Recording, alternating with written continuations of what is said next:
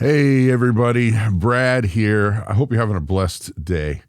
Listen, things are getting weird and nutty, and they're getting nuttier and weirder at an alarming rate. I mean, we hear about all manner of stuff.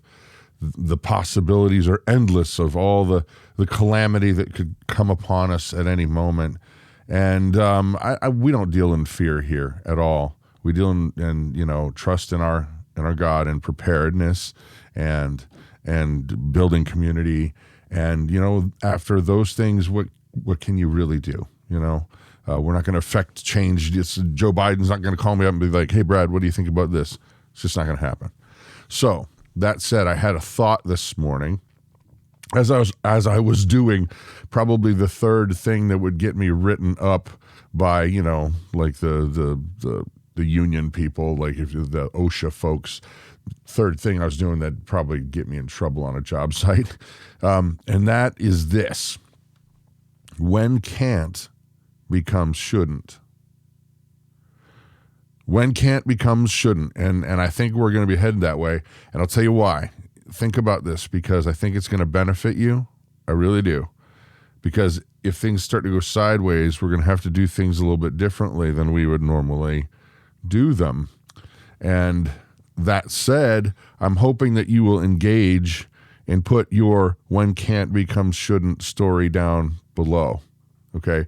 Also hit a thumbs up. It really does help the notifications, because YouTube's been going weird with that too, let's just say. When can't becomes shouldn't. Here's an example. I want to give you two examples, and then I want to see kind of what you think in comments below. Okay, first things first. Here's a when can't becomes shouldn't. All right, the scenario is set. It's morning. You stumble out of bed. You go to make your coffee, and doggone it, there's no more filters. Well, you're frustrated. So you go to make your breakfast, and all the dishes are piled up. The people who came before you, who were supposed to do the evening dishes, didn't do the dishes. Now everything's dirty. And so you're frustrated even more. And you go to the refrigerator, you open the fridge up, and lo and behold, the eggs are gone, and you always have eggs for breakfast. So you get irritated, and you go and you look for cereal. Oh, you find the cereal, no milk. And then you spot it. Chocolate cake in the back of the fridge. Oh, big, beautiful piece of chocolate cake. And you think to yourself, I can't have chocolate cake for breakfast. Or can I? When can't becomes shouldn't. Well, I shouldn't have chocolate cake for breakfast, right? I shouldn't. But I can. You see my point?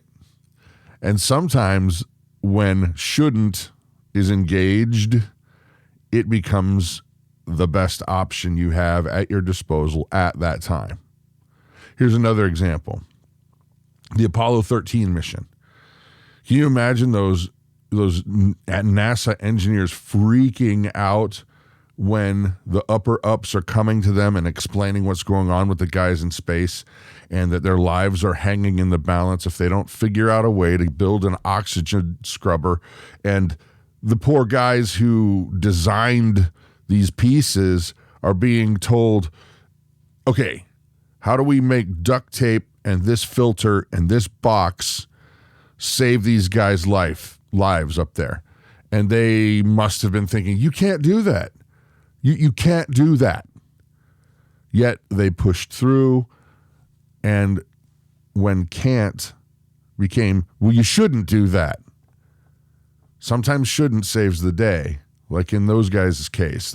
Their lives were saved because shouldn't became the best option at your disposal. Now, we're headed for weird times, aren't we? There's going to be a lot of, you can't do that. Well, I shouldn't do that. Now, for these stories that you're going to share down below, I'm not talking about the moments of life where you go, oh, here, hold my beer. You can't do that. No, hold my beer. I can. Save those stories for another place, okay? They may be fun, but it's not necessarily family friendly all the time. So when can't becomes shouldn't, I wonder what we're going to do, because if we don't think outside the box, if we're not quick to think, oh, I could use that to do that, and I can get it done, that could save the day. Oh, well, you can't do blah, blah, blah. Well, I'm going to have to, so watch me. Thinking outside the box is hard for a lot of people. Thinking like creatively.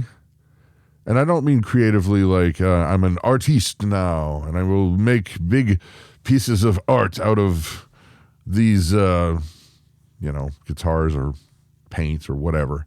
I'm not talking about that. When I say creatively thinking, I'm saying, how do I make this and that work together in a way that they really shouldn't, but it'll work? Thinking like a farmer, thinking like, okay, I'm stuck here. I'm out in the middle of nowhere. I can't get the parts, but if I don't get those crops in today, then I'm not going to have money to provide to keep going. It's a big circle.